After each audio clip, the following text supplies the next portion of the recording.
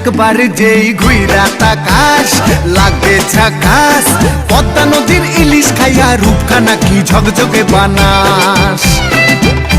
একবার যেই ঘুইরা তাকাস লাগে ঝাকাস, পদ্মা নদীর ইলিশ খাইয়া রূপখানা কি ঝকঝকে বানাস।